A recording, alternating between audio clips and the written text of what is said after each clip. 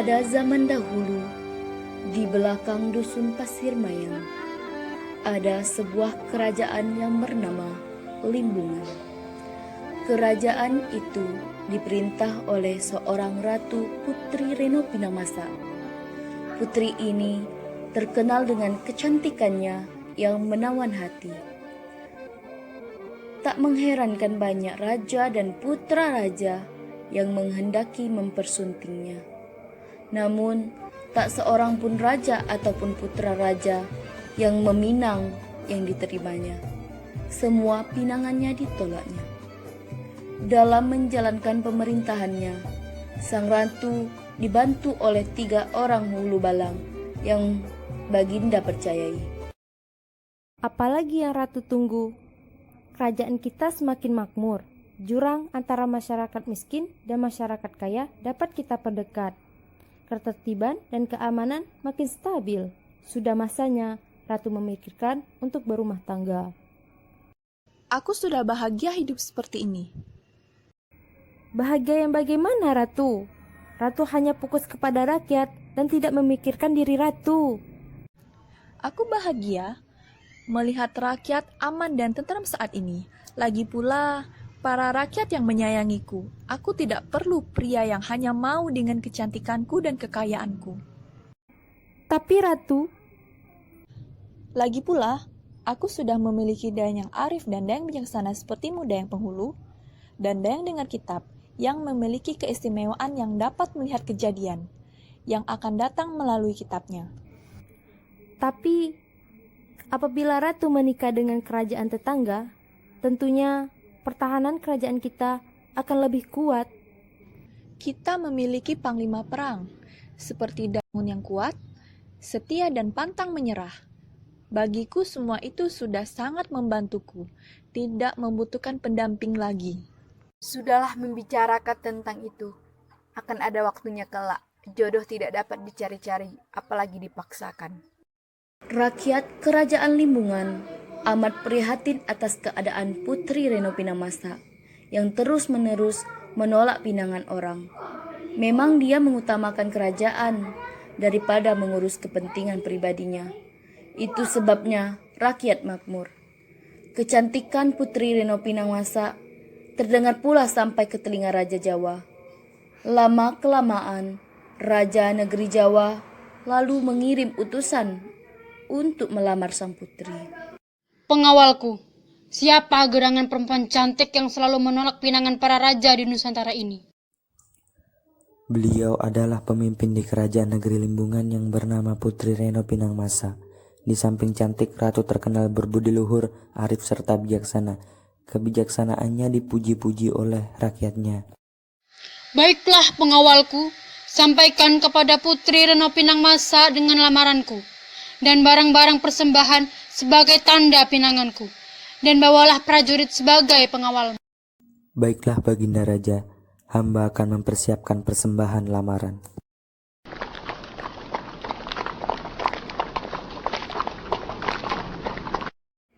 Setelah sampai di kerajaan Limbungan, mereka menemui Putri Reno Pinangmasa yang berada dalam kerajaan. Wahai Ratu, kami datang ke sini dengan menyampaikan lamaran Baginda Raja dari tanah Jawa dan terimalah barang-barang persembahan dari Baginda Raja. Sudahlah, aku sudah bosan dengan semua lamaran ini. Lagi pula, aku tidak membutuhkan seorang pendamping. Aku sudah hidup bahagia bersama rakyatku, aman dan tentram. Tapi Ratu, terimalah persembahan ini dari Baginda Raja. Tidak. Bawa saja lamaran kepada raja. Itu menandakan bahwa aku sudah menolak lamarannya. Baiklah Ratu, kami akan segera pulang untuk menyampaikan kepada Baginda Raja.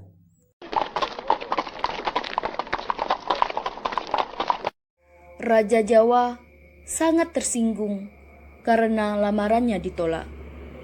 Timbullah kemudian tekad Raja Jawa untuk membawa Putri Reno Pinamasa dengan cara kekerasan. Wahai Baginda Raja, kami telah menyampaikan kepada Ratu Kerajaan Limbungan, akan tetapi lamaran ditolak dan Ratu tidak mau menerima persembahan yang kami tawar. berani-beraninya dia menolak lamaranku. Ratu berkata, ia tidak memerlukan pendamping hidup karena ia merasa kerajaannya sudah makmur. Aku bersumpah akan mempersunting Putri Reno Pinangmasa. Jika tidak bisa menempuh jalan baik, peperangan pun akan aku tempuh. Pengawal, siapkan strategi perang untuk mengawal Putri Reno Pinangmasa. Sebenarnya, memaksa Putri Reno Pinangmasa agar memenuhi segala yang Baginda kehendaki tidaklah perlu dengan peperangan. Berdakwah kamu. Jika tidak melalui jalan peperangan, lalu jalan mana? Kita culik. Culik? Alangkah kejinya perbuatan begitu. Tidak, Limbung kita serang. Selidiki dengan cermat kekuatan lawan. Apa jenis senjatanya? Berapa pula jumlah laskar lawan? Dan apa bentuk benteng pertahanan musuh? Setelah segala sesuatu siap, pasukan akan lepas secara diam-diam. Usahakan jatuh korban pada kedua pihak sekali mungkin. Bawa Putri Reno Pinangmasa kepadaku dalam keadaan selamat. Baik Baginda, saya akan kirimkan intelijen ke negeri Limbungan. Karena masa itu kebanyakan raja-raja di dunia bertangan besi. Segala perintahnya meski dipatuhi, tidak boleh seorang pun membantah. Maka kerajaan Limbungan akan diserang. Para pembantu dalam urusan laskar bermusyawarah. Namun, intelijen itu tertangkap dari hasil integrasi yang dilakukan oleh Dayang Rajo Penghulu. Dayang dengan kitab, Dayang Mangun. Diketahui rencana Baginda Raja dari Jawa itu. Segera yang mereka korek dari si intelijen disampaikan kepada Putri Reno Pinangmasa. Siapa yang mengutusmu kemari? Hamba diutus dari kerajaan Jawa. Lalu, apa yang kau cari di sini? Hamba hanya ingin mencari tahu kelemahan kerajaan ini. Kenapa kalian ingin tahu kelemahan kerajaan negeri Limbungan? Kerajaan Jawa akan membawa paksa Ratu Limbungan melalui peperangan yang diperintah Baginda Raja akibat lamaran raja yang ditolak Ratu Limbungan. Magun, tahan saja mata-mata ini, agar rencana raja bisa kita gagalkan. Baiklah, Dayang. Sebaiknya kita musyawarahkan lagi masalah ini bersama Ratu. Di dalam kerajaan Limbungan diadakan musyawarah mendadak.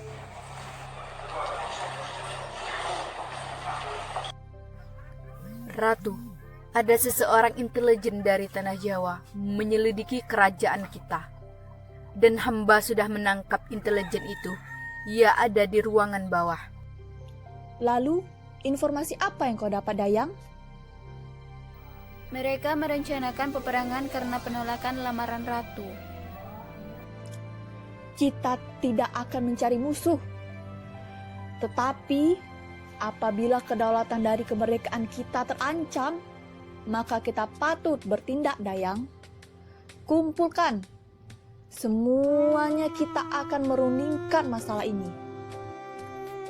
Magun, hamba berharap kalian bermusyawarah dengan segala cendekiawan kerajaan kita. Tetapkan strategi yang jitu untuk menangkis serangan musuh. Apakah ada baiknya Ratu menyingkir dulu ke tempat yang aman? Apakah di kerajaan kita tidak aman bagiku? Ada baiknya Ratu bersembunyi. Karena tujuan utama mereka bukankah Ratu? Tenang saja, Ratu. Hamba akan mengatur pertahanan bersama seluruh pasukan untuk kedaulatan kerajaan. Baiklah, aku menyerahkan ini kepada kalian.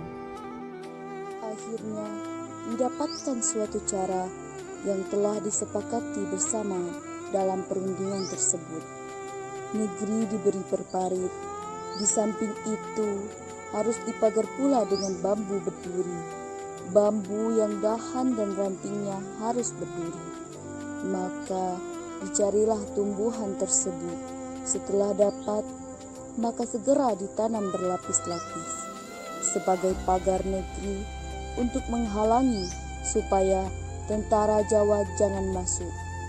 Pagar inilah nanti sebagai benteng pertahanan Di pintu masuk, ia telah menunggu Dayang Mangun beserta anak buahnya. Dengan wajah ceria, Putri Reno Pinangmasa dikawal oleh 3 dayang memeriksa banteng pertahanan ibu kota. Seminggu ini rakyat bahu-membahu dengan anggota laskar kerajaan membangun benteng pertahanan. Ada yang menggali parit, ada yang mengumpulkan bambu batang dan beranting berduri-duri, dan ada yang menanamnya di pinggir sepanjang parit pertahanan. Untuk keluar masuk hanya ada sebuah gerbang. Bagus. Jadi hanya satu saja pintu gerbang tempat keluar masuk ibu kota. Ya, pintu gerbang ini akan dijaga oleh Dayang Magun bersama anak buahnya. Datuk Mangun, tolong perketat penjagaan dan selalu waspada ketika ada yang datang. Aku tidak mau Raja Jawa lolos dari gerbang ini. Siap Ratu, segalanya sudah saya persiapkan. Kita hanya menunggu kapan mereka menyerang. Raja Jawa beserta tentaranya datang ke jalan satu-satunya untuk memasuki limbungan yang dijaga oleh Pulubalang, Dayang Mangun, dan anak buahnya. Disitulah peperangan dimulai. Peperangan dahsyat tidak dapat dicegah. Kedua pihak berusaha memenangkan pertempuran dan ternyata memang laskar musuh terjerat ke dalam benteng itu.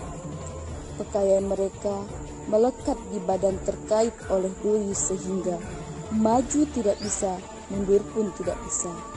Dengan mudah limbungan menghabiskan mereka. Mayat bergelimpangan.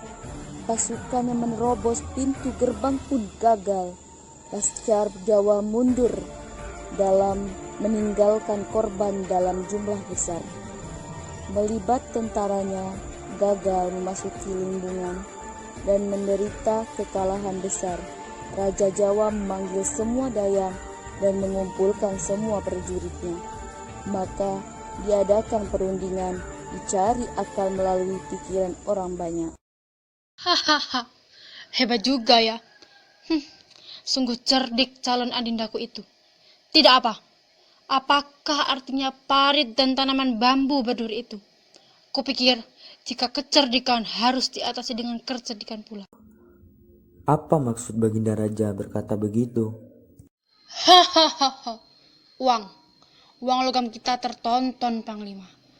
Ciptakan bedil yang berpeluru mata uang logam, perak dan emas, kita jadikan peluru. Lalu? Tembakan ke sepanjang pagar bambu berduri itu. Tidakkah sia-sia sedemikian itu, Baginda? Hahaha, lihat saja hasilnya. Buatlah segera, kumpulkan persenjataan. Aku harap dalam tempo 6 bulan pasukan kita dapat menggempur pertahanan limbungan. Maka dapatlah suatu akal tipu muslihat. Dikumpulkan semua uang ringgit logam. Uang logam ini dijadikan peluru yang akan ditembakkan ke setiap rumput bambu yang berlapis-lapis tadi. Tepat 6 bulan kemudian, pasukan dari Jawa menembakkan peluru berupa uang logam dari perak. Ditembakkan sepanjang barisan pagar bambu berduri itu. Ditembakkan berulang-ulang sepuas-puas hati tentara Jawa. Sehingga uang ringgit logam itu berongokkan di celah pohon bambu berduri tersebut. Salah seorang prajurit limbungan melihat seongok-ongok uang ringgit logam itu sepanjang pagar bambu negeri dan melaporkan kepada Panglima Dayang Mangun. Di mana engkau dapat ringgit logam itu, prajurit? Di rumpun-rumpun bambu benteng pertahanan kita, Dayang Mangun, bertimbun banyak. Mari ikut, kita laporkan kepada ratu kita. Kita periksa bersama-sama. Jika benar uang ringgit itu bertumpuk-tumpuk di sepanjang pagar bambu berduri, agaknya anugerah bagi kerajaan. Benarlah, bertumpuk-tumpuk uang perak di sekitar pagar bambu berduri itu. Bagaimana, Ratu? Kumpulkan semua. Kita akan gunakan untuk kemakmuran rakyat kita. Benar saja. Ratu menemukan uang ringgit logam bertumpukan di sela-sela rumput bambu. Maka setelah dirundingkan dengan semua orang, diputuskan untuk mengambil semua uang logam tersebut. Untuk memudahkan pengambilannya, pohon-pohon bambu itu pun ditebangi. Melihat benteng sudah rapuh, seorang mata-mata dari Jawa melaporkan kepada Baginda. Benteng pertahanan sudah rapuh. Pohon bambu sudah dibabat habis, Baginda. Hahaha. Sudah kukatakan, mereka tidak sadar kalau itu tipuanku. Lalu langkah apa lagi yang akan kami buat, Baginda? Serang kerajaan Limbung segera, dan bawa Ratu Limbungan kepadaku dengan selamat. Aku tidak ingin adindaku lecet sedikit pun. Siap laksanakan, Baginda. Sehari berikutnya, serangan mendadak dilancarkan, membuat ibu kota kerajaan Limbungan jatuh. Putri Reno Pinamasa sadar akan keliruannya. Ratu, ada serangan mendadak dari kerajaan Jawa. Sekarang keadaan di luar sangat kacau. Banyak yang menjadi korban. Hamba tidak menyangka kalau itu tipuan mereka. Kumpulkan semua dayang dan bereskan kekacauan ini. Baik, Ratu. Sungguh hebat Baginda Raja. Sayang aku telah menapik pinangannya. Apa boleh buat, nasi telah menjadi bubur. Aku menyesal telah menolak pinangan Baginda Raja, sehingga kerajaan hancur karena keegoisanku. Karena merasa bersalah, Putri Reno Pinamasa pergi meninggalkan kerajaan tanpa pengetahuan siapapun. Di mana Ratu? Aku tidak menemukannya di istana. Aku tadi menemuinya dan Ratu memerintah agar semua berkumpul untuk menyelesaikan kekacauan ini. Wahai prajurit negeri Jawa, Ratu tidak ada di istana. Kembalilah, beritahu pemimpinmu bahwa Ratu menghilang. Kami tidak mempercayainya sebelum kami memeriksa sendiri. Tentu aku tidak percaya begitu saja, kecuali kalian memberikan sesuatu yang membuatku percaya akan janji kalian. Kalau dalam seminggu kami tidak menyerahkan Ratu, kalian bisa datangi lagi kerajaan ini dan kami akan membebaskan tawanan dari kerajaan Jawa. Baiklah, akan kutunggu kedatangan Ratu ke kerajaan kami. Kerajaan Limbungan gempar. Ketiga, Hulu Balang mencari Putri Reno Pinamasa yang tidak ada di istana. Kita cari sampai dapat. Putri Reno Pinamasa hidup atau telah wafat. Ya, setuju. Ada baiknya kita berpencar mencari Ratu. Aku mencari ke hulu, Mangun mencari ke ilir, dan kau mencari ke pinggir laut. Sementara itu, seorang petani desa Tenaku sedang berada di ladang. Ia baru saja selesai bekerja, menyiangi rumput sampai tengah hari. Petani itu akan beristirahat ke pondoknya. Menjelang ia sampai ke pondoknya, ia sangat terkejut. Di depan dilihatnya melayang-layang sepotong upih pinang. Kemudian upih tersebut jatuh tak berada jauh dari tempatnya berdiri. Petani itu bergegas menuju ke tempat upih jatuh tadi. Sesampai di sana, ia sangat terkejut. Dilihatnya sesosok tubuh perempuan cantik tergeletar memucat yang tak dikenalnya. Istriku, ada jasad perempuan cantik di ladang kita.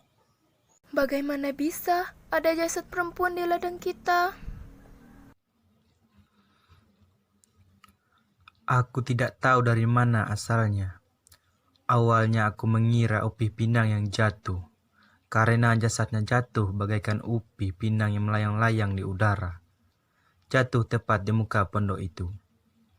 Marilah kita lihat ke ladang. Apa tidak sebaiknya kita mengajak yang lain untuk melihat? Bagaimana kalau yang kau lihat penduduk sekitar sini? Tidak, aku yakin kalau dia bukan penduduk desa Tenaku. Tapi sebaiknya kita ajak yang lain. Sesampainya di sana, Jasad perempuan tersebut sudah dikelilingi desa Tenaku.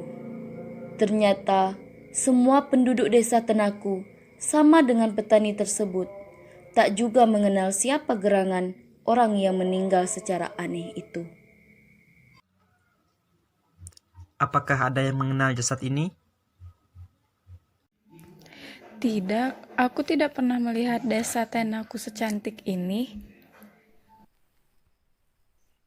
Dari pakaiannya, sepertinya ia bukan rakyat biasa.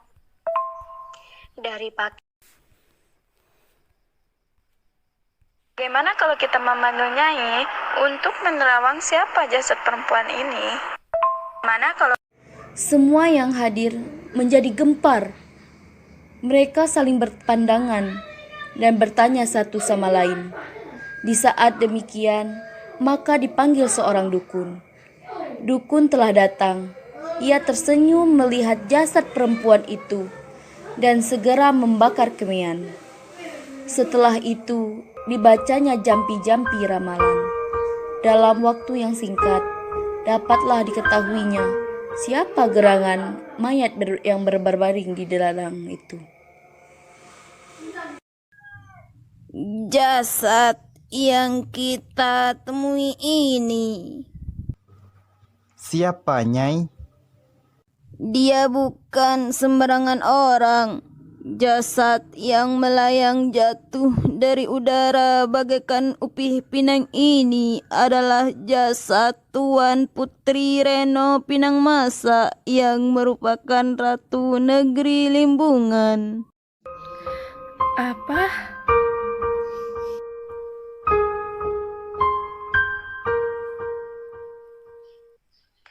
Mengapa jasadnya bisa sampai di sini, Nyai? Sepertinya ada masalah di kerajaan Limbungan hingga Ratu melarikan diri. Jadi bagaimana bisa Ratu menjadi seperti ini? Ratu jatuh di perbatasan desa kita. Namun entah bagaimana bisa jasadnya terbang seperti upih pinang. Mendengar ramalan dukun tersebut, semua orang yang hadir sangat terkejut. Wajah-wajah yang keheranan segera berubah menjadi suram dan sedih. Terbayang kepada orang banyak itu betapa sengsaranya Tuan Baginda Ratu Negeri pada saat-saat terakhir hidupnya. Sebaiknya kita makamkan Ratu, dan aku akan memberitahu ke kerajaan Limbung bahwa Ratu sudah meninggal. Selagi kami menguburkan jasad Ratu, kau pergilah ke kerajaan Limbungan untuk memberi kabar ini. Baik, Nyai. Pada saat itu juga diambil keputusan untuk memakamkan sang putri di desa Tenaku itu. Sang ratu dimakamkan secara sederhana tanpa disaksikan rakyatnya. Rasa tanggung jawabnya yang besar terhadap rakyat dan negerinya sudah berakhir. Sampai sekarang makam di desa Tenaku tersebut dinamakan Makam Upih Jatuh. Sesampainya di kerajaan Limbungan, ia memberitahu kepada Hulu Balang keberadaan Putri Reno Pinangmasa. Ketiga, Hulu Balang pun mengikuti petani ke desa Tenaku. Dan sesampainya petani membawa Hulu Balang ke ladangnya. Hulu Balang pun heran. Mengapa kami dibawa ke ladangmu, wahai petani? Ini makam Ratu Retno Pinangmasa.